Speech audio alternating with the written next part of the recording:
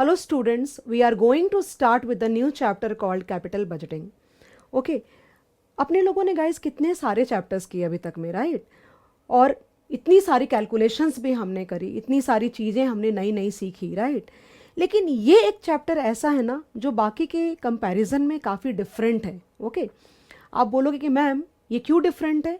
ये डिफरेंट इसलिए है कि इसके अंदर इतना सारा कंटेंट है, इतना सारा स्टडी मटेरियल है, एंड इतनी सारी कैलकुलेशंस, इतनी सारी स्टोरीज और इतनी सारी प्रैक्टिकल लर्निंग होगी कि आप ये सोचोगे कि ये ख़त्म क्यों नहीं हो रहा, राइट? बट आपको पता है ये इतना बड़ा टॉपिक है अपने आप में और इतना इम्पॉर्टेंट टॉपिक है from the practical life perspective also, that हमें कहीं ना कहीं काइंड ऑफ फोर्सिबली इसको बंद करना पड़ता है कि यार अब बंद करो, बहुत हो गया इसका.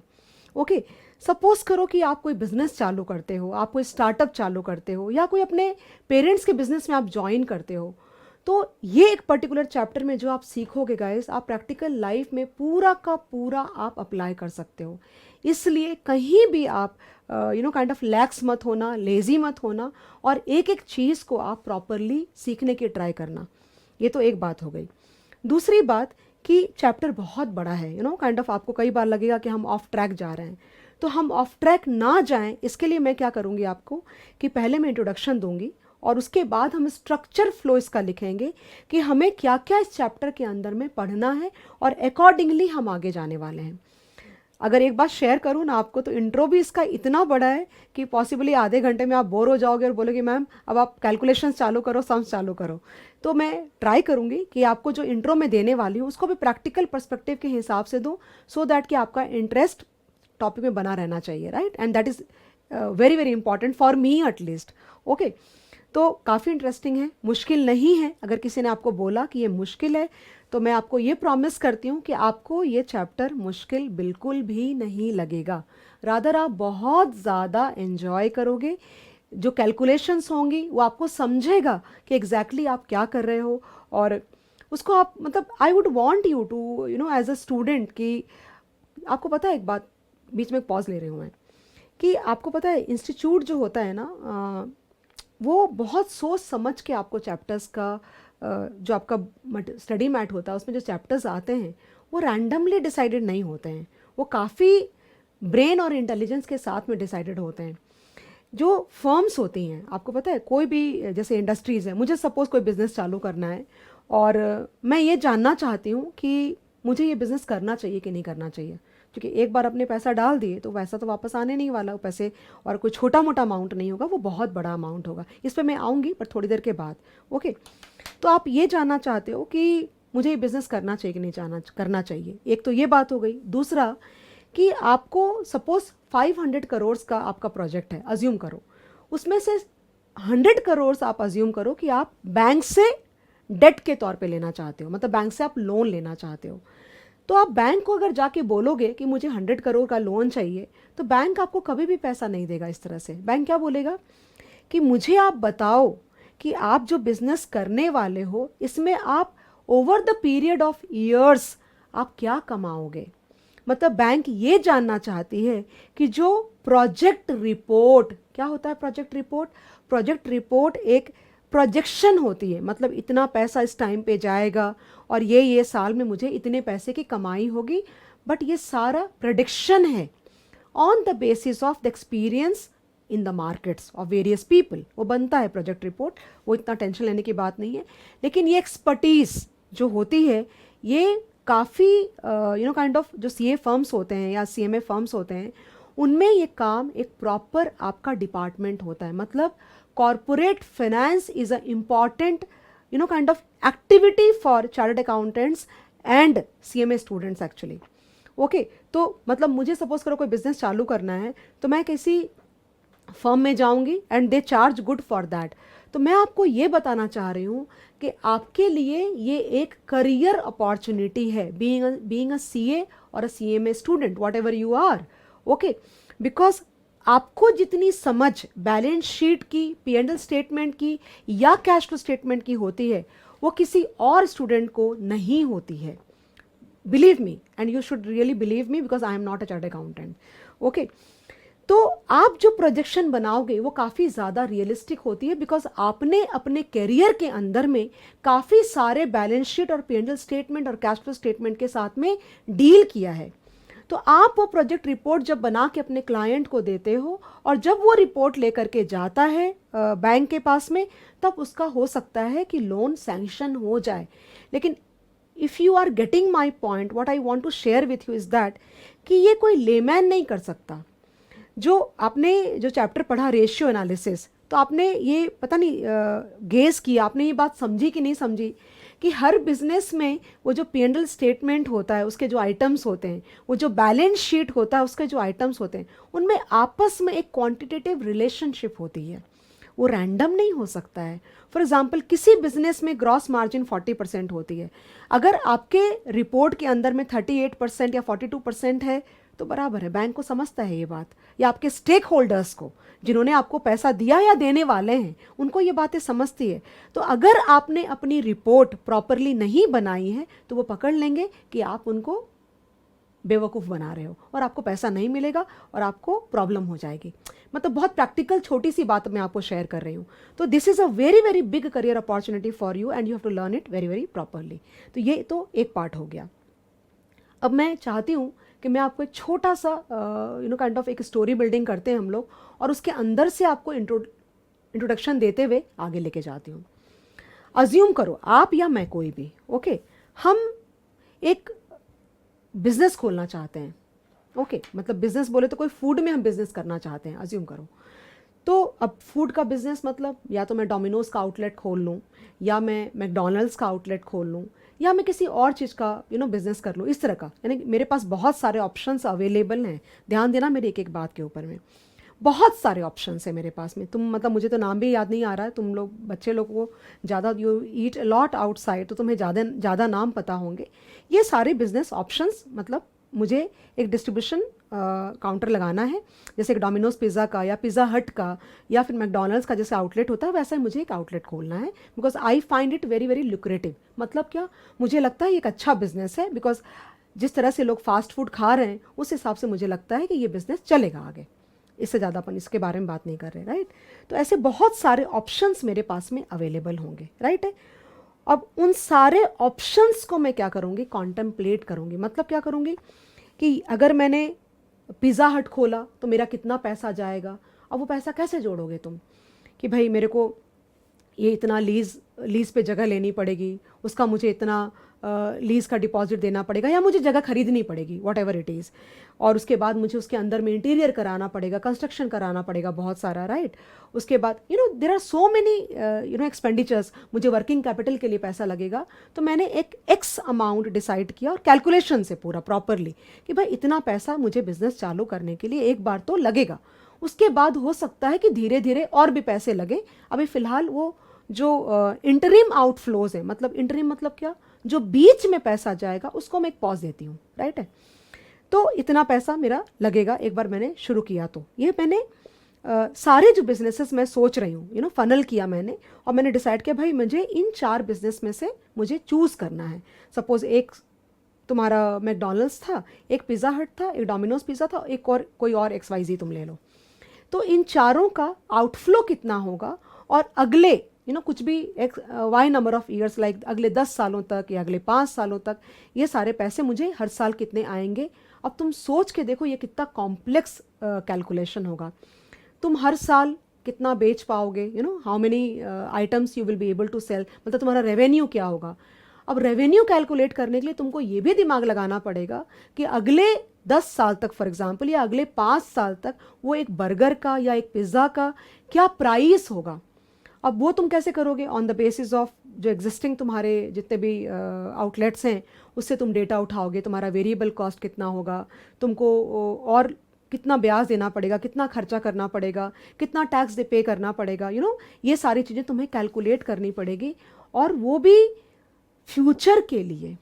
और तुमको पता है फ्यूचर अनसर्टेन होता है, ये इतना आसान काम नहीं है। ओके, तो तुमने ये डिसाइड कर लिया कि इतने पैसे जाएंगे और ये पैसे आएंगे, जिसमें सबसे ज़्यादा तुम्हें रिटर्न मिलेगा, जिसमें तुम्हें सबसे ज़्यादा कमाने का मौका मिलेगा, वो तुम चूज़ करोगे। अब तुम बोलोगे मुझसे कि मैम ये मैं कैसे कैलकुलेट करूँ, मुझे कैसे पता चलेगा कि कौन सा वाला सबसे बेटर है। तो उसके लिए कुछ टेक्निक्स सजेस्ट करी गई हैं कैपिटल बजटिंग के अंदर में, उस पर भी आऊँगी। पहले पूरी स्टोरी ले लो, उसके बाद जब नोट्स लिखाऊंगी ना तो तुम रिलेट कर पाओगे। तो बहुत सारी टेक्निक्स होती है, जैसे टाइम वैल्यू ऑफ मनी में मैंने तुमको सिखाया एनपीवी, आईआरआर, एआरआर, पे back period, discounted pay back period, profitability index. ये सारे बहुत टेक्निक्स होते हैं जिसकी हेल्प से हम ये डिसाइड करते हैं कि हमें कौन सा प्रोजेक्ट लेना चाहिए, और अगर करना है बिजनेस तो करना भी चाहिए कि नहीं करना चाहिए। ओके, तो ये टेक्निक्स के बेसिस पे हम डिसाइड करेंगे कि भाई डोमिनोज में सबसे अच्छा रिटर्न आ रहा है on the basis of our calculations. तो हमने चूज़ कर लिया कि हमें डोमिनोज का बिजनेस करना है। करेक्ट। अब डोमिनोज का जो बिजनेस तुम करोगे तो एक बार में बहुत सारा पैसा जाएगा, huge amount of funds. Okay, ये याद रखना। एंड उसके बाद जो इनकम तुम्हारी आएगी, जो तुम्हारी कैश फ्लोज आएगी, पैसा तो एक बार में गया, लेकिन जो कैश फ्लोज आएंगे तुमको वो धीरे धीरे आएंगे। ओके, और ये इतना रिस्की प्रपोजिशन है क्योंकि एक बार तुमने पैसे लगा दिए तो वो इरिवर्सिबल नहीं है। मतलब तुमने अगर 100 करोड़ रुपए, या तुमने, चलो कम बोलती हूँ, 10 करोड़ रुपए अगर तुमने इन्वेस्ट कर दिए तो वो 10 करोड़ रुपए तुम रिवर्स कर पाओगे क्या? ये तो तुम कॉमन सेंस से भी बोल सकते हो कि नहीं मैम ये रिवर्स नहीं हो सकता। The outflow is one shot, but you will be able to enjoy the inflows over a period of number of years, and that to little amount every year, and that to पैसा आज confirm जा रहा है because हम आज में खड़े हैं, लेकिन जो पैसा आएगा ना वो फ्यूचर में है, और फ्यूचर तुम्हारा अनसर्टेन है। ओके, तो इतनी सारी चीज़ें हैं जो तुम्हारे डिसीजन को अफेक्ट करेगी। Okay, and that is called capital budgeting. Capital plus budgeting, capital का मतलब पैसा, तो पैसों की बजटिंग करनी। ओके, कि कब कितना पैसा जाएगा और उसके अगेंस्ट में कितना पैसा आएगा, कब आएगा, उससे मेरी कंपनी की लॉन्ग टर्म ग्रोथ पे, मेरी लॉन्ग टर्म बिजनेस गोल्स पे क्या फ़र्क पड़ेगा।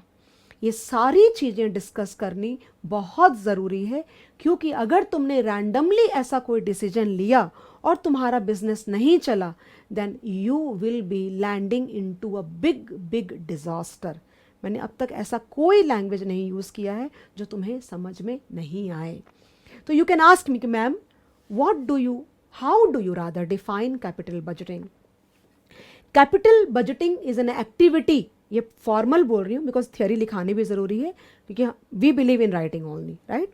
तो capital budgeting is an activity where we invest huge amount of funds in the current situation in anticipation of inflows which is spread in future for long number of years। मैंने क्या बोला कि capital budgeting एक ऐसी activity है जहां पे हम आज बहुत सारा पैसा इन्वेस्ट करते हैं सो दैट कि फ्यूचर में हमें बहुत सारी कमाई हो या कई साल तक हमें पैसे आते रहें। लेकिन तुमको पता है एक बात, प्रॉब्लम यहाँ पे क्या है कि मैं कंपेयर कैसे करूँ कि आज जो पैसा जा रहा है, मान लो कि 100 करोड़ जा रहे हैं और वो आ रहा है 10 करोड़, 20 करोड़, 25 करोड़, तो क्या तुमने time value of money already पढ़ा है, तो क्या तुम जीरो में 10 करोड़ या 100 करोड़ डालते हो सपोज फॉर एग्जाम्पल, तो 1 2 3 4 5 6 7 8 9 10 में जो पैसे आ रहे हैं, क्या वो तुम ऐड करके इस आउटफ्लो के साथ कंपैरिजन कर सकते हो क्या? नहीं, मुझे बोलने की ज़रूरत नहीं पड़नी चाहिए, क्योंकि ये बात तुमको ऑलरेडी पता है, क्योंकि तुमने टाइम वैल्यू ऑफ मनी में एनपीवी की कैलकुलेशन करी थी। मैंने वहाँ पे तुमको एक इंट्रो ऑलरेडी दिया था कि हम एनपीवी इस तरह से कैलकुलेट करते हैं। अब रिलेट करो तुम प्रोजेक्ट के साथ में कि अगर आज तुम डोमिनोज का एक आउटलेट ओपन करते हो और तुम्हारे घर से अगर 10 करोड़ रुपए अपफ्रंट चले जाते हैं और तुम वो पैसा डालने को तैयार हो, तो तुम चेक तो करोगे ना कि अगले 10 साल के अंदर में वो जो 10 करोड़ का इन्वेस्टमेंट है वो रिकवर हुआ कि नहीं, और बाकी जो मुझे कमाई करनी थी हर साल वो मुझे रिटर्न मिला कि नहीं मिला। क्योंकि 10 करोड़ सपोज करो कि तुमने बैंक से 10% पे लिया है, तो तुम ये 10 करोड़ पे 10% तुमको हर साल देना पड़ेगा, तो तुमको मिनिमम उतना तो कमाना पड़ेगा ना हर साल। एंड ये जो कैलकुलेशन हम करके चेक करेंगे कि हमें ये इन्वेस्टमेंट करना चाहिए कि नहीं करना चाहिए, अगर हम करेंगे तो हम कितना कमा रहे हैं, ज़्यादा कमा रहे हैं कि कम कमा रहे हैं, इज कॉल्ड कैपिटल बजटिंग। मैं थियोरी लिखा हूँ ना, इसके पहले एक बात मतलब बीच में बोल रही हूँ तुमको, मतलब जैसे मैंने बोला कि इतना ज़्यादा है इसके अंदर बोलने का जिसकी कोई भी लिमिट नहीं है। तो अभी एक पॉइंट बहुत इम्पॉर्टेंट है जो मुझे याद आया, मैं भूल जाऊँगी, और मैं भी नहीं लिखेंगे तो चलेगा, बट समझने की चीज़ है। तुमको पता है एक बात, इंसान के लिए सबसे ज़्यादा इम्पॉर्टेंट होता है सस्टेन करना। ह्यूमन बींग्स के लिए बोलो, बिजनेसेस के लिए बोलो, सस्टेन करना बहुत इंपॉर्टेंट होता है। तो कैपिटल बजटिंग जो एक्टिविटी है ना, ये एक सस्टेन करने की एक्टिविटी है। अगर तुम्हारी कोई कंपनी है ऑलरेडी, जो बिजनेस कर रहे हो तुम और रनिंग में चल रहा है, तो तुम वहाँ नहीं रह सकते, तुमको यहाँ से ऊपर जाना पड़ेगा। अपने रेवेन्यूज़ को तुमको मेंटेन करना पड़ेगा, अपने रेवेन्यूज़ को ग्रो करना पड़ेगा। और वो एक्टिविटी करने के लिए, मतलब रेवेन्यूज़ को फ़िलहाल सस्टेन करने के लिए, एक बात याद रखना, जब तुम कुछ नहीं भी करते हो ना, तो भी रेवेन्यूज़ नीचे जाने की टेंशन है। मतलब अगर तुम आज 10 रुपये कमा रहे हो और तुम बिल्कुल ऐसा बैठे रहोगे कि मुझे ज़िंदगी भर 10 रुपये आता रहेगा, नहीं, ऐसा नहीं होगा, क्योंकि तुम्हारा कंपटीशन मार्केट के अंदर आएगा और वो 10 रुपये में से एक एक रुपया करके वो लेता चला जाएगा। तो वो एक 10 रुपये को मेंटेन करने के लिए भी तुमको इन्वेस्टमेंट करनी ज़रूरी है। मतलब तुम अपने आप को मॉडर्नाइज करो, तुम अपने आप को नए नए तरीके से टेक्नोलॉजिकल एडवांसमेंट्स करो, जो भी करना पड़ेगा वो अपने को करना पड़ता है। ओके, तो sustainability is a very important thing in business actually. और सस्टेन के साथ में ग्रो करना, मतलब नई मशीन्स लाओ, कोई नया काइंड ऑफ बाहर से कोई नया तरीका लाओ, काइंड ऑफ फॉर एग्जांपल अगर अपन मैकडॉनल्ड्स या डोमिनोज की बात कर रहे हैं, तो पहले शायद हर चीज़ मैनुअली होती होगी एक एक करके, और अभी क्या होता है, हर चीज़ असेंबली लाइन में चलती है। तो मैं ये बातें तुमको कर रही हूँ, तो तुमको इससे कॉन्टेक्स्ट मिलेगा कि कैपिटल बजटिंग कहाँ कहाँ यूज़ हो सकता है। तो सस्टेनेबिलिटी, ये मैं अपनी तरफ से तुमको बोल रही हूँ, सस्टेनेबिलिटी बहुत इंपॉर्टेंट फैक्टर है, और उसके लिए कैपिटल बजटिंग पढ़ना ज़रूरी होता है। ओके, या तो तुम नया बिजनेस ही लगा रहे हो, और अगर है तो तुम उसको सस्टेन कराने की कोशिश कर रहे हो, ग्रो कराने की कोशिश कर रहे हो।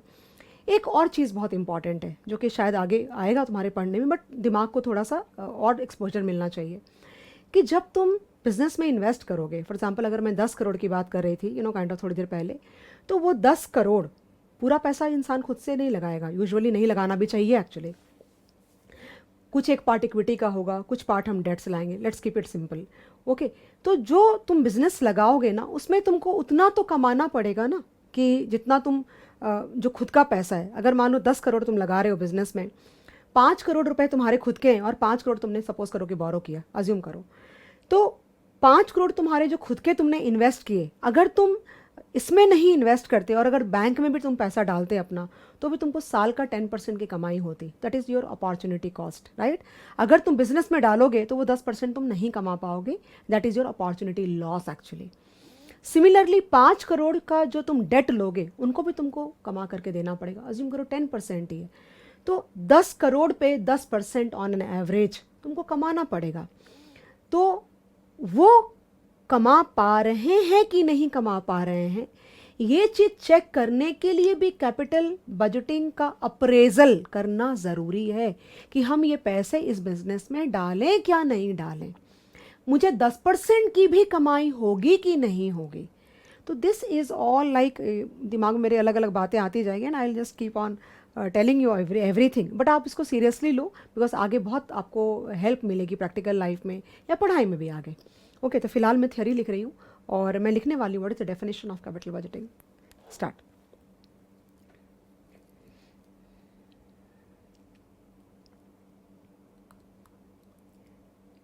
Capital budgeting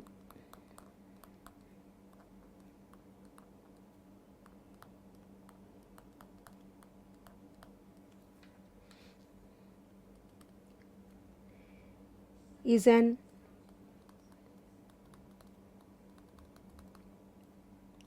activity where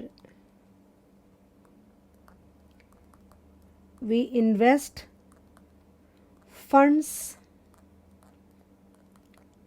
in current times। मतलब इसका ये मतलब नहीं है कि एक बार पैसा डाला तो वापस नहीं डाल सकते, डाल सकते हैं, बट मशीन लगानी है तो एक बार तो सब कुछ करना ही पड़ेगा ना, तुमको बिल्डिंग भी खरीदनी पड़ेगी, तुमको ऑफिस भी बनाना पड़ेगा, तुमको मशीन भी खरीदनी पड़ेगी, बाद में उसको छोटे छोटे इन्वेस्टमेंट आते रहेंगे, बट एक बार तो फुल फ्लेजेड रनिंग करने के लिए एक अच्छा खासा इन्वेस्टमेंट करना पड़ेगा। एंड उसी से सपोर्ट करते हुए डेफिनेशन आ रहा है, capital budgeting is an activity where we invest funds in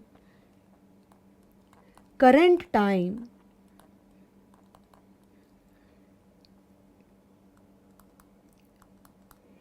in anticipation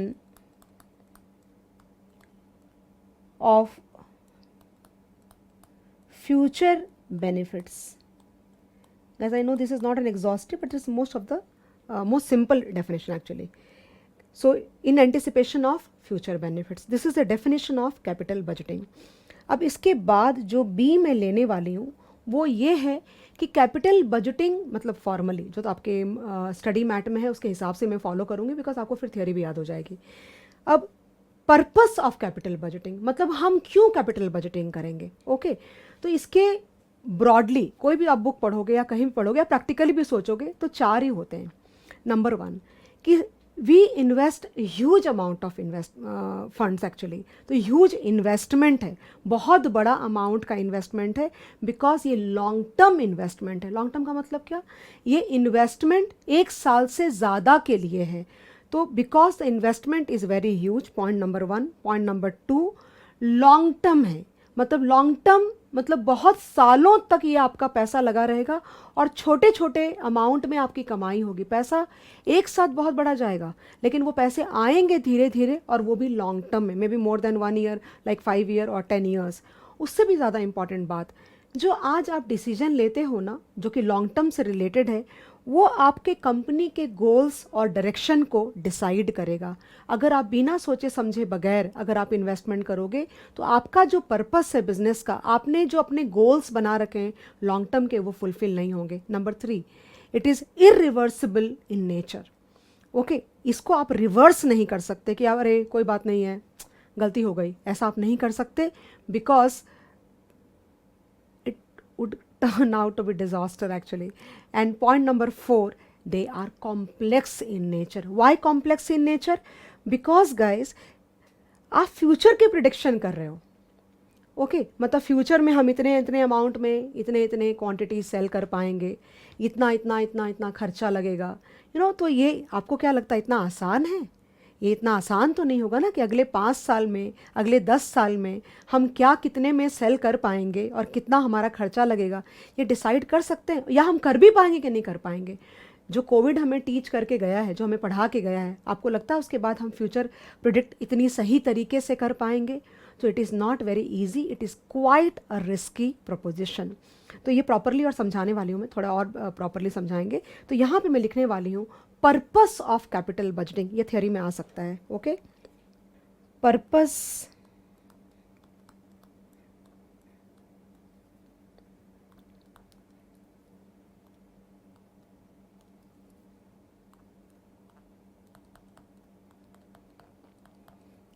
of capital budgeting.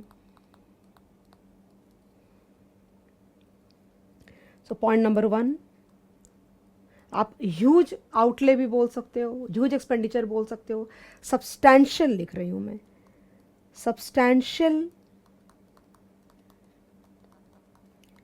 Expenditure. Guys इसकी ना वो नहीं लिख रही मैं, एक्सप्लेनेशन नहीं लिख रही, because ultimately you will have to write in your own words only. इतना याद नहीं कर सकते आप एग्जाम के point of view, you can write 2-3 lines as per your own words. जैसे मैंने आपको समझाया, ज़्यादा टाइम नहीं लूँगी आपका मैं, कि the amount that we need to spend at the current situation to start a business would be huge. आप कोई भी प्रोजेक्ट लगाओ आज के दिन, छोटा से छोटा या बड़ा से बड़ा, आपका पैसा बहुत बड़ा जाने वाला है। एंड इसलिए इस डिसीजन को हम लेज़ी तरीके से, लैक्स तरीके से या यूं ही अपन नहीं छोड़ सकते। We need to give a quite good amount of time and calculation and evaluation कि हमें ये बिजनेस करना चाहिए क्या नहीं करना चाहिए, otherwise we can land into some severe financial problems. इससे ज़्यादा मैं कुछ नहीं बोलूँगी। Point number 2, long term period इसको दो तरीके से तुम समझ लो। नंबर वन, एक तो पैसा आज बहुत बड़ा गया as per the point number one, and point number two में जो लॉन्ग टर्म है इसके दो कॉन्टेक्स्ट निकल सकते हैं। नंबर वन कि जो पैसा बहुत सारा गया वो एक साथ वापस नहीं आता, वो छोटे छोटे अमाउंट्स में कई सालों तक आता रहेगा। ओके वो भी फ्यूचर में, विच इज़ अनसर्टेन एक्चुअली। तो लॉन्ग टर्म पीरियड एक उसके कॉन्टेक्स्ट में बोल सकते हो। दूसरा कि आज आप जो इन्वेस्ट करते हो आप उस बेसिस पे अपने कंपनी के और अपने बिजनेस का, जो मैंने बोला थोड़ी देर पहले, गोल और rate of growth, direction, growth और रेट ऑफ ग्रोथ, ये सारे डिसाइड होंगे। इसलिए it is important for all of us that before we commit any funds to the business और any new project there should be proper evaluation and there should be no like easy calculation करके यूं ही पैसा डालना होशियारी नहीं मानी जाएगी। Okay इससे ज़्यादा नहीं बोल रही। Point number 3,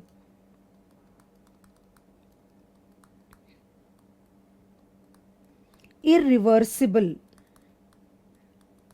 in nature। वो जो पैसा आप डालोगे, डिस्ट्रेस सेलिंग हो सकती है। अगर आपने 10 करोड़ डाला है तो हो सकता है कि काट कूट के आपको 2-4 करोड़ रुपए मिल जाएंगे, but virtually that would be irreversible. आपको अगर आपने बैंक से 5 करोड़ का लोन लिया था तो बैंक आपसे पूरा 5 करोड़ पैसा मांगेगा और ये पॉसिबल नहीं होगा कि आप पूरा का पूरा 10 करोड़ उस बिजनेस से निकाल पाओ। ओके तो again because of these reasons it is important and imperative that कि हम लोगों को ये डिसीजंस सोच समझ के लेने चाहिए। Point number 4 and the last point, complex decisions. मैं ऑलरेडी समझा चुकी हूँ थोड़ा सा, फिर भी फॉर्मली बता देती हूँ कि this decisions are like called complex decisions because कैसे पता है क्या, मैं बहुत, शायद हम पढ़ाते समय ऊपर ऊपर से बातें कर रहे हैं, लेकिन इसके अंदर में बहुत सारी चीज़ें हैं कि ईयर 1 में हम कितना सेल कर पाएंगे, कितने में सेल कर पाएंगे, खर्चा कितना होगा, प्रोक्योरमेंट कितनी होगी, ट्रांसपोर्ट का स्ट्राइक लग गया, ये लग गया, पॉलिटिकल सिचुएशन कैसी होगी, लाइसेंस मिलेगा नहीं मिलेगा, कितनी सारी बातें हैं। ओके मतलब कोई एक बात हो तो हम कर पाएंगे, कितनी सारी बातें हैं वो भी फ्यूचर से रिलेटेड हैं। And that is Y because the decision of capital budgeting or a project is very complex in nature, and that is why a proper evaluation should be done by an expert before committing any funds। कोई भी पैसा डालने के पहले एक अच्छे खासे expert के साथ में बैठ करके हमें पूरी कैलकुलेशन करनी चाहिए, जो कि हम कर भी नहीं सकते, लेकिन हमें पूरा सोच समझ के फंड्स का कमिटमेंट करना चाहिए। तो ये चारों गाइस मैंने इसलिए एक्सप्लेन किया बिकॉज ये थ्योरी में आपके एग्जाम में पूछ सकता है, आप खुद से एक्सप्लेन करना। ठीक है अभी मैं क्विकली थोड़ा थ्योरी में मूव कर रही हूँ बिकॉज ज़्यादा इंपॉर्टेंट थ्योरी अभी आने वाली है। मतलब इसके बाद एक और टॉपिक आएगा जो कि मैं सिर्फ लिखने के लिए लिख रही हूँ थ्योरी पॉइंट ऑफ व्यू से, और उसके बाद आपका एक्चुअली प्रैक्टिकल पर्सपेक्टिव चालू हो जाएगा कि कैश फ्लो क्या होता है, डेप्रिसिएशन को कैसे, and all that, all these things actually. And I am assuming that आपका एफआर में कैश फ्लो एंड ऑल आपका पूरा डील करके हुआ है, और अगर नहीं हुआ है आपका ये चीज़ें डील करके नहीं हुई है तो फिर आपको कैश फ्लो के ऊपर में मैं एक अलग से लेक्चर मैंने बनाया हुआ है, वो लेक्चर आपको देखना पड़ेगा, क्योंकि कैपिटल बजटिंग के बीच में मैं वो चीज़ें नहीं बोलूँगी वरना अपना टाइम बहुत बर्बाद होगा। तो I hope you understand, let's move ahead. तुम शायद ये सोच रहे हो कि मैम थियोरी बहुत पढ़ा रही है, राइट? इस पॉइंट पे ना पहले मैं तुमको 2 बात क्लियर कर देती हूँ। सबसे पहला पॉइंट कि जब तुम कोई पिछला चैप्टर छोड़ के आते हो ना तो दिमाग में वो चैप्टर तुम्हारे चलते रहता है। ओके तो जब कोई अच्छा इंट्रो हमें अगर मिलेगा किसी चैप्टर की शुरुआत में, तो वो जो पिछला चैप्टर था उसको रिस्पेक्टफुली वहाँ छोड़ करके अगले चैप्टर में शिफ्ट होने में और कंफर्टेबल होने में हमें काफ़ी ज़्यादा आसानी होती है। इसलिए एक अच्छा इंट्रो बहुत इंपॉर्टेंट होता है to develop the comfort level in the new chapter, वरना तुम्हारा क्या होगा, दिमाग उधर ही रहेगा और तुम पूरी तरह से इस चैप्टर के अंदर में सेटल नहीं कर पाओगे और काफ़ी कुछ बिना समझे निकल जाएगा।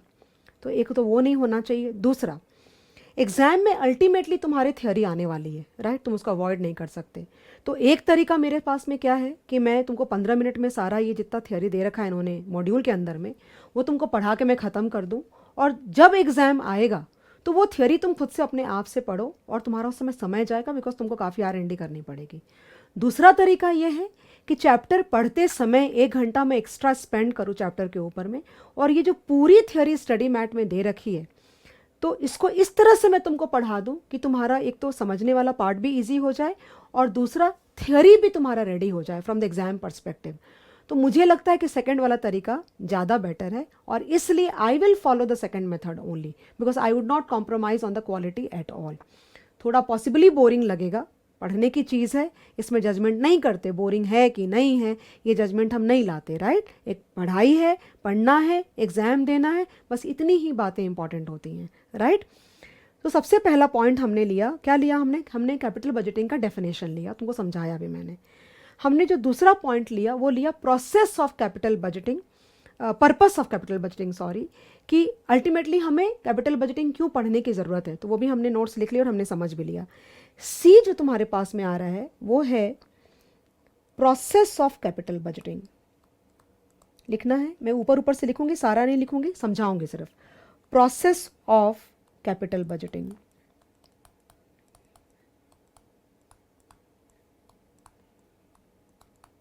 ओके। अब इंस्टेड ऑफ प्लेन थ्योरी नहीं लिखा रही तो मैं एग्जाम्पल दूंगी, तुमको पूरा क्लैरिटी आ जाएगा। और जो एग्जाम्पल मैंने शुरू में लिया वो एग्जाम्पल कैरी फॉरवर्ड करते हैं। सबसे पहला स्टेप होता है प्रोसेस ऑफ कैपिटल बजटिंग में, और थोड़ा ना नेचुरल रखो इसको, मतलब अगर तुम इसको पढ़ाई के तौर पे देखोगे ना तो मज़ा नहीं आएगा। सबसे मतलब नेचुरली अगर सोचोगे इसके बाद क्या आना चाहिए, इसके बाद क्या आना चाहिए, इसके बाद क्या आना चाहिए, तो अपने आप तुमको पॉइंट्स भी याद हो जाएंगे और तुम्हें स्ट्रेस भी नहीं आएगा। सबसे पहला स्टेप क्या होना चाहिए, प्लानिंग। और प्लानिंग के भी पहले क्या होना चाहिए, आइडेंटिफाइंग द प्रोजेक्ट्स और बिजनेसेस। मतलब अगर तुम कुछ करने जा रहे हो तो तुमको पहले तो तुम्हारे पास में 3 4 5 बिजनेस का आइडेंटिफिकेशन होना चाहिए कि मुझे ये करना है, कि मुझे ये करना है, उसके बाद तुम कुछ करोगे, राइट। तो हमने जो एग्जांपल लिया था पिछली काइंड ऑफ आधे घंटे पहले, फूड बिजनेस का लिया था। तो मैंने तुमको वहाँ पे क्या बोला कि तुम्हारे पास में 4 5 बिजनेस ऑप्शंस हैं फूड इंडस्ट्री के अंदर ही। इसका ये मतलब नहीं है कि जब हम प्लानिंग या आइडेंटिफिकेशन कर रहे हैं तो हम एक ही इंडस्ट्री के अंदर सोचेंगे, ये कोई ज़रूरी नहीं है। हम 2 इंडस्ट्री 3 इंडस्ट्री के बिजनेसेस को भी साथ में रख करके अपन कंपेयरिंग और सिलेक्शन कर सकते हैं। फॉर एग्जांपल तुम बोलोगे मैम जैसे फॉर एग्जांपल तो फूड बिजनेस के साथ में ले लो, लाइफस्टाइल बिजनेस, लाइफस्टाइल का मतलब क्या हुआ, सैलॉन है, स्पा है, ये चीज़ें ले लो, या फिर एजुकेशन बिजनेस ले लो। तो ऐसे कई सारे बिजनेस होते हैं, but primarily in order to keep the example simple मैं एक ही इंडस्ट्री के अंदर के अलग अलग बिजनेस को डिस्कस कर रहे हैं, राइट। तो मैंने तुमको क्या बोला कि मेरे दिमाग में 4 5 ऑप्शंस हैं जिसका मैं फ्रेंचाइजी ले सकती हूँ या लेना चाहती हूँ, ओके। तो देखो सिलेक्ट जो हम करेंगे ना, जो हम बातें करते हैं क्लास के अंदर में वो बहुत सिंप्लीफाइड वर्जन होता है, ओके। बट जब प्रैक्टिकल तुम वो काम करने जाते हो ना तो बहुत सारी और भी चीज़ें कंसिडर होती है। अब जब मैं तुमको ये एग्जांपल दे रही हूँ तो मैंने तुमको ये कहाँ बताया कि मेरे पास पहले से क्या बिजनेस है, ओके। अब अगर मैं अपना एग्जांपल लेती हूँ तो मेरे पास ऑलरेडी एक्चुअली एजुकेशन का बिजनेस मैं हूँ। तो अब मेरे मैनेजमेंट का जो गोल है वो एजुकेशन में ही और आगे जाना चाहता है कि डाइवर्सिफाई करना चाहता है। मतलब नहीं, एक ही बिजनेस में नहीं रहेंगे, रिस्क ज़्यादा है, तो एक दूसरा इंडस्ट्री का बिजनेस करते हैं ताकि डाइवर्सिफिकेशन मिलेगा रिस्क का। मतलब अगर ये नहीं चला तो ये चलेगा, अगर दोनों बिजनेस एक ही इंडस्ट्री में रखेंगे और अगर वो इंडस्ट्री में बिजनेस कम हुआ तो अपने दोनों बिजनेस डूब जाएंगे। तो ये चीज़ें भी मैटर करती है, लेकिन वो बातें हम नहीं कर रहे हैं ना। हम खाली इतनी बातें कर रहे हैं कि भाई 4 बिजनेस ऑप्शंस हैं, या तो डोमिनोज का आउटलेट खोल लो, या पिज़्ज़ा हट का आउटलेट खोल लो, कैफ़े कॉफ़ी डे का खोल लो, या फिर तुम मैकडोनल्ड्स का खोल लो, ऐसे और 10 अपन कर लेते हैं।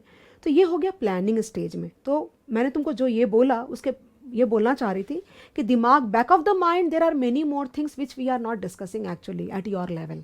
तुम्हारे लेवल पे और बातें डिस्कस नहीं हो रही, ज़्यादा सिंप्लीफाइड वर्जन में जा रही हूँ तुम्हारे साथ में, ओके। चलो वो चीज़ छोड़ देते हैं, आगे बढ़ते हैं। तो आइडेंटिफाइंग द प्रोजेक्ट्स सबसे पहला स्टेप होगा तुम्हारे कैपिटल बजटिंग। अब कि भाई ये बिजनेसेस हैं, इसमें से चूज़ करना है कि कौन सा मुझे करना चाहिए, ओके। पॉइंट नंबर 2 में आता है इवैल्यूएशन, ओके। तो मैंने ये डिसाइड कर लिया कि मुझे फूड इंडस्ट्री में करना और ये 4 ऑप्शंस मेरे पास में हैं, इसमें से कोई एक करना है। तो रैंडमली देख के तो तुम नहीं करोगे, इवैल्यूएट करोगे। क्या चीज़ इवैल्यूएट करोगे, उसके रेवेन्यू जनरेटिंग एबिलिटी, उसके पैसा देने की जो एबिलिटी है वो तुम इवैल्यूएट करोगे, उसके रिस्क और रिटर्न्स को तुम इवैल्यूएट करोगे using different appraisal criterias, mind my language, appraisal criterias. Capital budgeting के अंदर में कुछ क्राइटेरियाज हैं सजेस्टेड जो यूज करते हैं हम ये फाइंड आउट करने के लिए कि कौन सा प्रोजेक्ट, कौन सा बिजनेस हमें मैक्सिमम रिटर्न या रेवेन्यू देगा मिनिमम रिस्क के साथ। ओके तो तुम क्या कैसे डिसाइड करोगे? हम एनपीवी निकालेंगे, हम आईआरआर निकालेंगे, हम अकाउंटिंग रेट ऑफ रिटर्न निकालेंगे, या फिर हम पे बैक पीरियड निकालेंगे। तो इस तरह की चीज़ों को यूज़ करके हम इवैल्यूएट करेंगे एंड जो भी प्रोजेक्ट हमें सबसे अच्छा लगता होगा, इवैल्यूएशन के बाद आएगा सिलेक्शन। तो पहला स्टेप था प्लानिंग एंड आइडेंटिफिकेशन। दूसरा स्टेप आया इवैल्यूएशन। जब तुम इवैल्यूएट करके ख़त्म कर चुके होगे तो थर्ड स्टेप आएगा सिलेक्शन। तुम सिलेक्ट करोगे जो तुम्हारे दिमाग में तुम्हारे बिजनेस के बारे में जो गोल है, जो तुम्हारा रेवेन्यू गोल है, जो तुम्हारा रिस्क एंड रिटर्न का टारगेट गोल है। फॉर एग्जाम्पल अगर तुम्हें शेयर होल्डर्स का बहुत पैसा बढ़ाना है, कुछ भी हो, उन चीज़ों को सामने रखते हुए, उन चीज़ों को क्राइटेरिया बना करके तुम उनमें से कोई एक प्रोजेक्ट सिलेक्ट करोगे, सिलेक्शन। थर्ड स्टेप है ये। ओके फोर्थ आएगा सिलेक्ट कर लिया कि नहीं, हर तरह से on the basis of every criteria stated by the management, I want to go with an outlet of Domino's Pizza. Okay select हो गया तुम्हारा। अब आएगा implementation, fourth step implementation of the project और बिजनेस। एक चीज़ यहाँ पे तुमको डिस्टर्ब करना चाहती हूँ कि देखो जब कैपिटल बजटिंग का चैप्टर तुम पढ़ोगे ना तो 5 साल में प्रोजेक्ट खत्म हो जाएगा। ओके तो ऐसे प्रोजेक्ट्स होते हैं जो परपेचुअल चलते रहते हैं, या फिर ऐसे भी प्रोजेक्ट होते हैं जो 5 साल में ख़त्म हो गए। फॉर एग्जांपल कोई रोड बनाना है या कोई डैम बनाना है, फॉर एग्जांपल बॉम्बे में मेट्रो की लाइन बने, ये ज़िंदगी भर थोड़ी चलता रहेगा। एक बार मेट्रो बन गया 5-7 साल में, वो प्रोजेक्ट ख़त्म हो गया तुम्हारा, तो उससे मैटर नहीं करता है। लेकिन बैक ऑफ द माइंड उससे क्या फ़र्क पड़ता है, अगर अपना परपेचुअल बिजनेस है तो वो चलाते रहेंगे अपन, लेकिन एक 5 साल के एंड पे या 10 साल के एंड पे ये तो चेक करेंगे कि जो मैंने सोचा था कि मेरा पैसा इतने साल में रिकवर हो जाएगा वो हुआ कि नहीं हुआ। तो लॉजिक दोनों में सेम जाएंगे, भले वो परपेचुअल हो चाहे वो डेफिनेट पीरियड का प्रोजेक्ट हो, वो मैटर नहीं करता at this point of time. Okay implementation करने का मतलब क्या हुआ, तुम एसेट्स खरीदोगे, उस प्रोजेक्ट को लगाने के लिए तुम एसेट्स खरीदोगे। फॉर एग्जांपल अगर तुमको डोमिनोज का अगर आउटलेट खड़ा करना है तो तुमको जगह आइडेंटिफाई करनी पड़ेगी कि भाई सबसे अच्छी जगह कौन सी होगी वो लगाने के लिए। उसके बाद तुमको उसका पूरा फुल फ्लेजेड एक अच्छा खासा एक्सपेंसिव इंटीरियर कराना पड़ेगा, तुमको मार्केटिंग एंड डिस्ट्रीब्यूशन में पैसा खर्चा करना पड़ेगा, तुमको मैन पावर और उनकी ट्रेनिंग में पैसा खर्चा करना पड़ेगा, तुमको होम डिलीवरी के लिए तुमको काइंड ऑफ बहुत सारी इन्वेस्टमेंट करनी पड़ेगी, like bikes and all, I am not getting into all those. तो वो हो गया तुम्हारा implementation of the project. Okay implementation के बाद आएगा कंट्रोल। तो जब तुम्हारा प्रोजेक्ट बनना चालू हुआ, तुमने बोला 1 साल में मेरा ये पूरा प्रोजेक्ट बन के रेडी हो जाएगा और अगले साल से हम इसको फुल फ्लेजेड मुझे रेवेन्यूज़ आने लग जाएंगे, तो तुमको प्रोग्रेस रिपोर्ट चेक करनी पड़ेगी ना भाई। कैसे कि भाई इस मंथ तक इतना काम हो जाना चाहिए था, हुआ कि नहीं हुआ, इतने पैसे खर्च होने चाहिए थे, यहाँ तक के इससे ज़्यादा हुए कि कम हुआ। कम तो होता नहीं है, ज़्यादा ही होते हैं हमेशा। तो इसको बोलते हैं मॉनिटरिंग, उसमें तुम मॉनिटरिंग करोगे। उसके बाद लास्ट का जो स्टेप आएगा वो होगा review, whether the project was a success और अ फेलियर। ये एक दिन में डिसाइड नहीं कर सकते। अगर तुम्हारा डेफिनेट लाइफ है प्रोजेक्ट का, लाइक 5 साल का, तो 5 साल के एंड में तुम डिसाइड करोगे whether it was a successful project और अ फेलियर। और अगर ये परपेचुअल है तो भी तुम 5 साल में, 10 साल में, जो भी हर बिजनेस का अलग अलग नेचर होता है, तुम डिसाइड तो कर ही पाओगे 2-4 साल में कि तुमने जो ये प्रोजेक्ट चूज़ किया ये सही डिसीजन था कि गलत था। तो I think guys we just need to put those points into your notebook one by one. मैं एक्सप्लेनेशन नहीं लिखा रही, उसकी ज़रूरत नहीं, तुम अपने वर्ड्स में लिख लेना। तो सबसे पहला आ रहा है ए, ये नंबर 1 लिखती हूँ, प्लानिंग।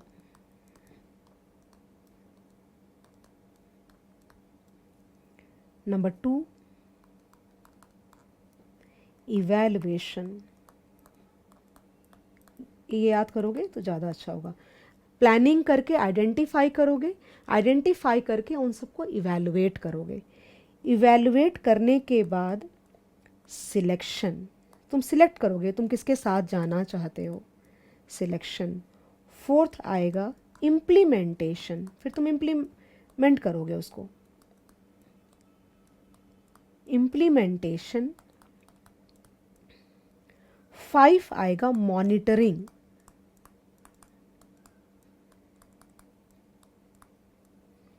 और 6 आएगा रिव्यू। ये याद कर लेना, बहुत इंपॉर्टेंट है ये। Okay, so these are the steps of process of capital budgeting. ये याद करना है गाइस तुम्हें, मैंने समझा दिया है तुमको, मैं जानबूझ एक्सप्लेनेशन नहीं लिखा रही बिकॉज वो याद नहीं रहेगा तुम्हें।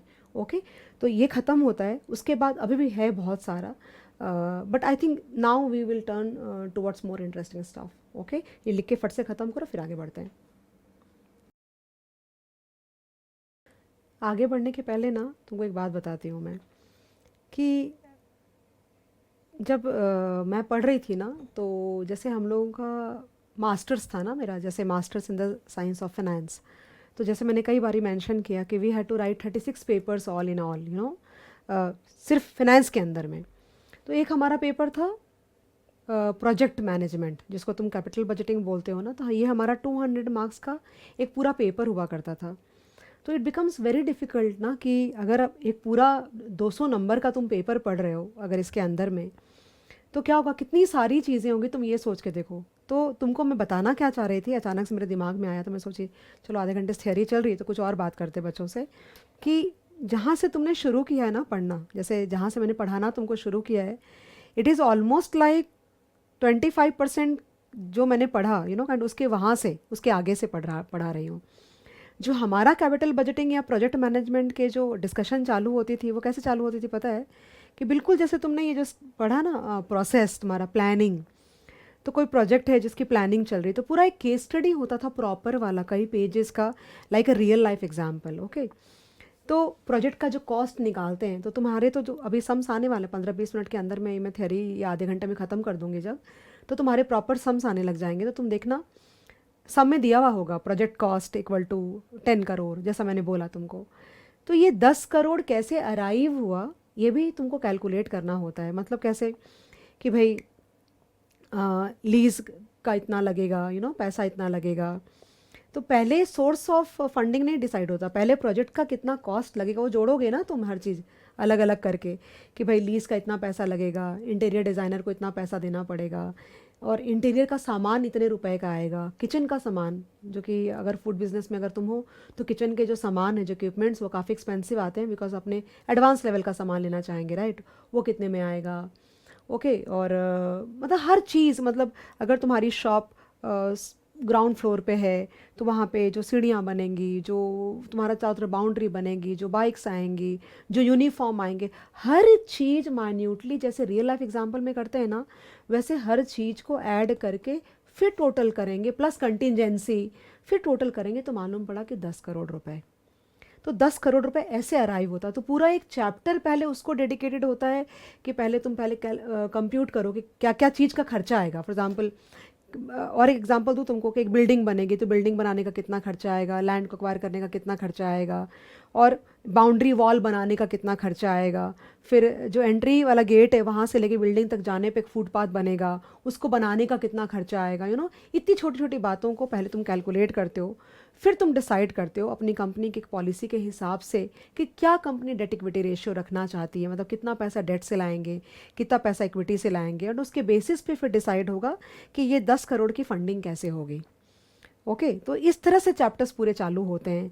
फिर धीरे धीरे आगे, एज इफ मैं तुमको वही बोलना चाह रही हूँ, पूरी एक बुक थी हमारी जो चैप्टर वाइज, यू नो, पहले कैलकुलेशन करने का, आउटले का कैसे होगा, सब चीज़ सारी चीज़ों का, जैसे एनपीवी एंड आईआरआर का पूरा एक चैप्टर है अलग से, क्राइटेरिया का क्या क्या होते हैं उसका एक पूरा एक चैप्टर है।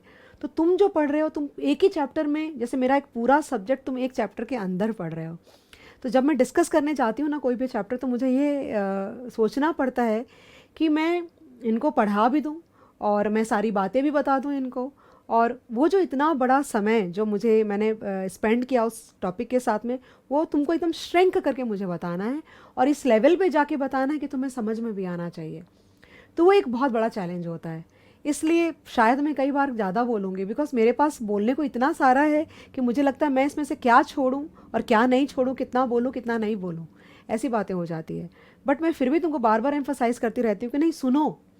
मे भी कई बार सुनना टीचर को इतना इंटरेस्टिंग नहीं होता है, क्योंकि आई होप यू अंडरस्टैंड। लेकिन सुनोगे ना तो तुम्हारी जो क्लैरिटी ऑफ थॉट होगी सब्जेक्ट में वो एक अलग लेवल पे होगी।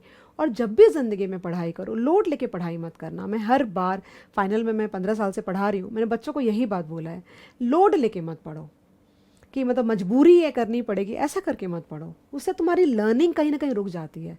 तो थोड़ा अगर ज़्यादा भी है तो ले लो ना, क्या फ़र्क पड़ता है। अगर मान लो कि तुमने एक्सपेक्ट किया था कि 200 घंटे में ख़त्म हो जाएगा मेरा सी एंटर का पोर्शन मैम का पढ़ा के, 210 घंटे हो गए तो क्या हो जाएगा, दैट वे। चलो आगे बढ़ते हैं। आगे आ रहा है types of capital investment decisions या टाइप्स ऑफ इन्वेस्टमेंट। मतलब कौन कौन सी ऐसी सिचुएशन होती होगी। कोई हमें ज़रूरी नहीं है कि हर समय अपन नया ही प्रोजेक्ट लगाते रहते हैं, ऐसा बिल्कुल ज़रूरी नहीं है। हर समय थोड़ी नया प्रोजेक्ट लगाने के लिए कैपिटल बजटिंग की डिसीजन होती है, ऐसा नहीं है। तो कैपिटल बजटिंग डिसीजन किस किस सिचुएशन में एप्लीकेबल है ये तुमको मैं बता रही हूँ। ओके, इसको ज़्यादा मैं बहुत ज़्यादा डिटेलिंग नहीं करूँगी, शॉर्ट में करके निकल जाऊँगा बिकॉज तुमको समझ में ये ईजिली आने वाला है। D, types of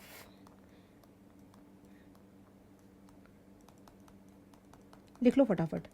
capital budgeting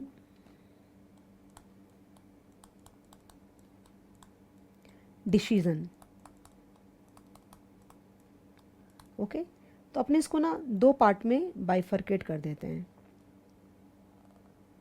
हाँ, एक ये है ऑन द बेसिस ऑफ, बहुत इंपॉर्टेंट है ये भी, on the basis of firm's existence. इसका क्या मतलब हुआ, मतलब ऐसे वाले कैपिटल बजटिंग डिसीजन जहाँ पे कंपनी ऑलरेडी एग्जिस्ट करती है, business is already there. Okay, और उनको कोई कैपिटल बजटिंग का डिसीजन लेना है। तुम बोलोगे मैम क्या क्या हो सकता है, वो लिख के दिखा रही हूँ तुमको मैं यहाँ पे एक हो सकता है replacement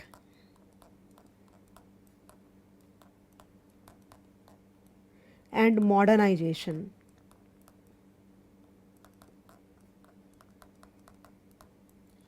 okay, number 2 expansion and number 3 diversification. पहले ये समझाती हूँ फिर दूसरा वाला समझाऊंगी। ये क्या है कि कोई कंपनी ऑलरेडी एग्जिस्ट करती है, राइट। तो मतलब मैं तुमको ये बोलना चाह रही हूँ कि जो प्रोजेक्ट्स लगेंगे वो ऐसा तो नहीं होगा ना कि कोई नई, जब भी हम नया बिजनेस करना चाहेंगे तो ही हम कैपिटल बजटिंग के बारे में सोचेंगे, नहीं ऐसा नहीं होगा। कोई कंपनी ऑलरेडी एग्जिस्ट करती है, करेक्ट है। तो कितनी तरह की सिचुएशंस आती होगी ना। फॉर एग्जांपल है कि आज मैंने डोमिनोज पिज़्ज़ा का जो तुमने हम लोगों ने डिस्कस किया वो मैं चला रही थी, मैनुअली तुम्हारे पिज़्ज़ाज बन रहे थे सारे। ओके, मैनुअली हम बनाते थे और मैनुअली बिजनेस चलाते थे। तो मशीन कोई दिन पुरानी भी तो हो जाएगी, तो उसको रिप्लेस करना पड़ेगा। या फिर मार्केट में कोई ज़्यादा एडवांस टेक्नोलॉजी की मशीन आ जाएगी तो भी मैं चेंज करने की ट्राई करूंगी। तो दोनों ही कैपिटल बजटिंग के अंदर ही तो आया, तो उसको क्या बोलेंगे, replacement and modernisation.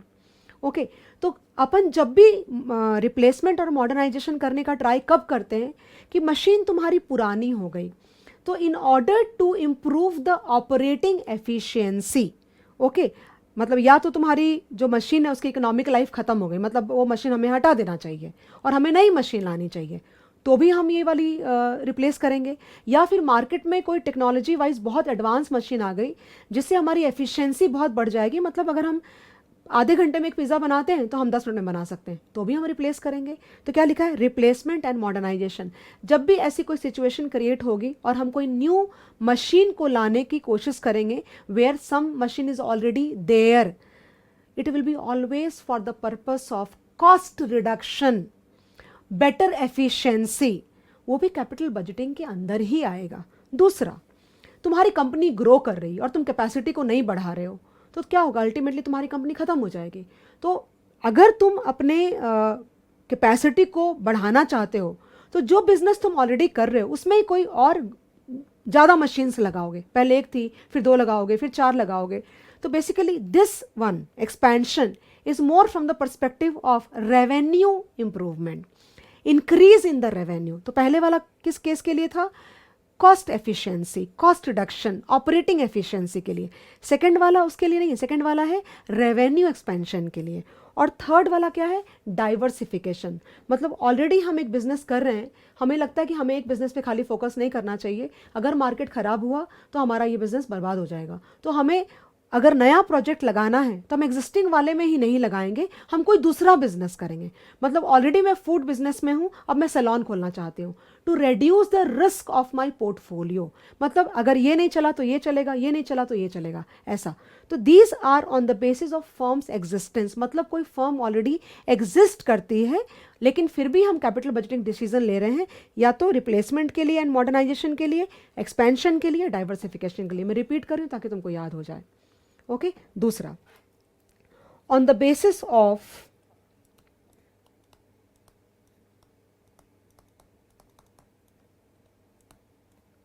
Decision situation. ये थोड़ा सा ना वेग होता है, पता है तुमको याद करने में या सोचने में थोड़ा दिक्कत, बट इतना दिमाग नहीं लगाना फालतू के, जरूरत नहीं है बिल्कुल भी इतना करने की। तो या तो हम कंपनी ऑलरेडी एग्जिस्ट कर रही है और उसको ही अपन कोई डिसीजन लेना चाहते हैं किसी भी चीज़ के लिए, तो वो एक तरह के कैपिटल बजटिंग डिसीजंस हुए।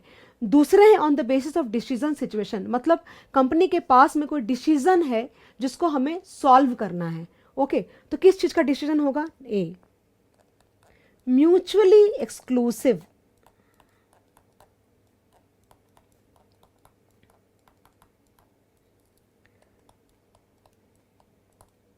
प्रोजेक्ट्स।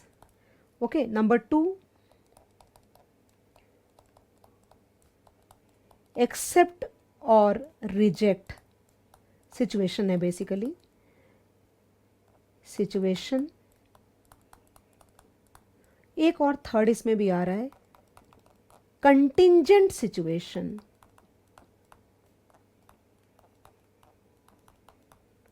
अब इसका क्या मतलब हुआ कि मतलब या तो हमें मशीन लेनी थी, रिप्लेस करनी थी, ये चीज़ों के बारे में हम बात कर रहे थे, या फिर हम ऐसे बातें कर रहे हैं कि प्रोजेक्ट्स तुम्हारे, मैं ये लूँ कि मैं ये लूँ, एक फुल्ली ऑटोमेटिक है और एक सेमी ऑटोमेटिक है, तो मैं कौन सा लूँ? लेना एक ही है, दोनों नहीं ले सकते, बिकॉज दोनों एक ही काम करते, तुम दो क्या करोगे ले करके? तो हम ये लें कि हम ये लें, वो चीज़ हो गई बेसिकली। तो हमें ऐसी कोई सिचुएशन क्रिएट हो रही है जहाँ पे कैपिटल बजटिंग टेक्निक का हम इस्तेमाल करेंगे। तो वो हो गया एक्सेप्ट और रिजेक्ट। ये प्रोजेक्ट है मेरे पास, लूँ क्या नहीं लूँ? अगर एनपीवी पॉजिटिव है तो लो, नेगेटिव है तो छोड़ दो, वो भी कैपिटल बजटिंग के अंदर ही आएगा। And third, contingent situation. मतलब क्या हुआ? कंटिंजेंट का मतलब क्या हुआ कि एक पूरा प्लांट है लेकिन यहाँ पे लाइट बहुत जाती है, और अगर तुम्हारी ऑलरेडी कोई इंडस्ट्री है और मशीन चल रही है, असेंबली लाइन चल रही है, और बीच में लाइट चली गई, तो तुम्हारा पूरा माल जो रास्ते मतलब in the process of manufacturing है वो बर्बाद हो जाएगा। तो जनरेटर लेना पड़ेगा तुमको। ओके, तो वो भी एक खर्चा है तुम्हारा। तो इस तरह की जो सिचुएशन होगी वो भी कैपिटल बजटिंग के अंदर ही आएगी। मैं बहुत ज़्यादा नहीं डिटेल जा रही, you will get very bored because of that. आगे गाइस, आगे जो बढ़ रही हूँ, अब प्रॉपर हम लोग काइंड ऑफ कैपिटल बजटिंग के तरफ जा रहे हैं। This was complete pure and pure theory, तो फटाक से तुम थ्योरी पॉइंट ऑफ व्यूज़ के हिसाब से रिवाइज करके ख़त्म कर देना। ओके, अब आगे बढ़ रहे हैं अपन। आगे बढ़ने के पहले ना एक सेक्शन दिया हुआ है कैश फ्लोज के बारे में तुम्हारे बुक के अंदर में।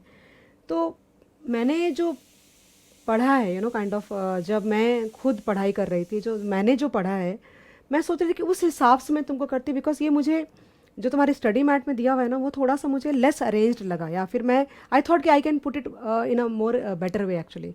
तो कवर सब कुछ करूँगी, तुमको कोई टेंशन नहीं करनी है। तो अभी टॉपिक जो आ रहा है तुम्हारा, ये कौन सा नंबर चल रहा था तुम्हारा? डी चल रहा था, तो ई लिखने वाली हूँ अभी, ध्यान देना। ई क्या बोलने वाली हूँ, लिखो फिर बताती हूँ।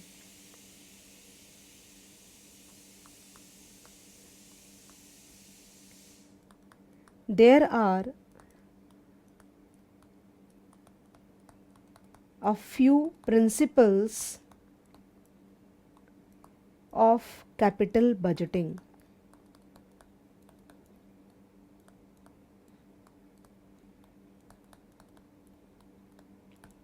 लिखती हूँ पहले, तुम भी मेरे साथ लिख सकते हो। Number 1,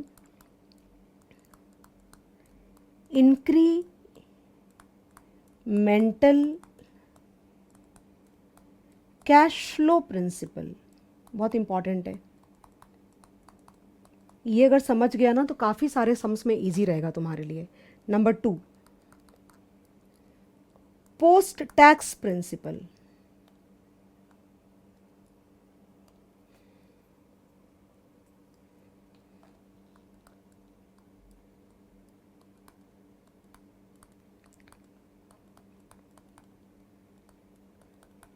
post tax principal.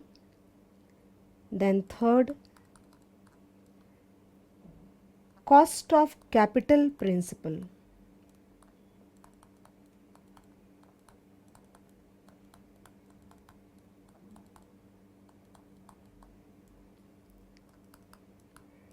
exclusion of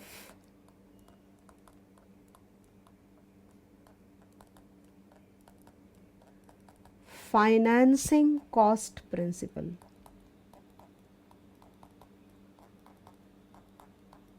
ये बहुत ज़्यादा इंपॉर्टेंट है गाइज, बहुत ज़्यादा। मुझे पता है तुमको अभी कुछ भी नहीं समझा, लेकिन मैं एक एक को प्रॉपर डिटेल में तुमसे समझाने वाली हूँ तुमको।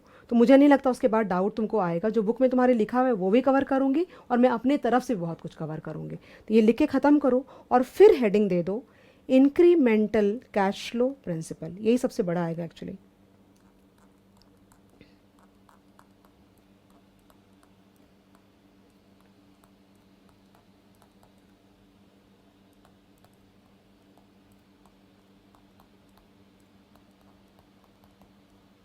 मैं अज्यूम कर रही हूँ कि कैश फ्लो किसको बोलते हैं तुमको पता है ऑलरेडी, बिकॉज तुम्हारे ग्रुप 1 में तुमने वहाँ पे पढ़ा होगा या अकाउंट्स में पढ़ा होगा, राइट। तो सबसे पहली बात कि जब ये टॉपिक हम डील कर रहे हैं तो तुमको ये बात बहुत अच्छी से पता होना चाहिए कि अकाउंटिंग प्रॉफिट की फिनेंस में कोई जगह नहीं होती है। अकाउंटिंग प्रॉफिट हम कंसिडर नहीं करते। हम फिनेंस के अंदर, चाहे वो तुम्हारा आईपीसीसी का एफएम हो, चाहे सीएमए का फाइनेंस हो, चाहे सीए फाइनल का एसएफएम हो, कहीं भी हम कैश फ्लोज को ही कंसिडर करते हैं। Accounting profit is not something that is used for computing anything in our finance subject. Basically accounting जो तुम्हारे जो स्टेटमेंट्स होते हैं, वो अकाउंटिंग स्टेटमेंट सिर्फ हम यूज़ करते हैं in order to compute the cash flows actually. उसका रीज़न मैं बताती हूँ कि जो टाइमिंग है पैसा आने का, ओके, बिजनेस होने का और पैसा आने का जो टाइमिंग है वो मैच नहीं करता अकाउंटिंग में, ओके। तो तुम्हारी जो अकाउंटिंग प्रॉफिट तुम निकालते हो, जो तुम पैट निकालते हो, उसमें ये टाइमिंग मैच नहीं करती।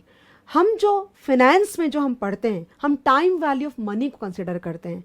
एक बात ध्यान रखना कि जो तुम अकाउंट्स पढ़ते हो, किसी भी सब्जेक्ट में अकाउंट्स तुम पढ़ते हो ना, अकाउंट्स के अंदर टाइम वैल्यू ऑफ मनी को कंसिडर करते ही नहीं है एक्चुअली। मतलब पैसा ईयर 1 का, पैसा ईयर 2 का, पैसा ईयर 3 का या 4 का, वो सब सेम है, हमें चारों को ऐड कर सकते हैं। फिनेंस में ऐसा नहीं करते हम। And that is why we do not use accounting profit for calculations in finance, we use cash flows. Because cash flows का मतलब क्या हुआ, अगर तुम्हारा माल बिका, सपोज अगर 1000 पीसेस तुम्हारा माल बिका, 500 का पैसा आया और 500 का पैसा अगले साल आएगा, तो उसमें 1 साल का ब्याज का अपॉर्चुनिटी लॉस हो गया। क्योंकि तुम्हारा एफआर फाइनेंशियल रिपोर्टिंग जो सब्जेक्ट है उसके अंदर में टाइम वैल्यू ऑफ मनी, मैं अच्छा खराब की बात नहीं कर रही हूँ, एज अ रूल बात कर रही हूँ, वहाँ पे टाइम वैल्यू ऑफ मनी हम कंसिडर नहीं करते। लेकिन फिनेंस में हर जगह पे हमें अपॉर्चुनिटी कॉस्ट, ब्याज का हम कंसिडरेशन करते हैं। And that is why we consider cash flows, not accounting profit. ये तुम याद करके रख लो, ओके। यहाँ पे अकाउंटिंग प्रॉफिट के लिए कोई जगह नहीं है। अगर तुम्हारे सम के अंदर में वो लोग P&L स्टेटमेंट अगर देते हैं तो तुमको P&L स्टेटमेंट को कैश फ्लो स्टेटमेंट में कन्वर्ट करना पड़ेगा, और उसके बाद ही तुम्हारा सम आगे बढ़ेगा, और नहीं तो नहीं बढ़ेगा सम आगे। करेक्ट है? तो ये तो एक बात हो गई। दूसरा मैंने यहाँ पे लिखा इंक्रीमेंटल कैश फ्लो प्रिंसिपल, ठीक है ना। इसके अंदर कौन कौन से कैश फ्लोज को कैसे कैसे एडजस्ट करना है वो तुमको पॉइंट बाय पॉइंट मैं लिखाने वाली हूँ, और वो सब में तुम्हारे सामने आएगा, तुमको याद रखना है, ठीक है ना। शुरू कर रही हूँ।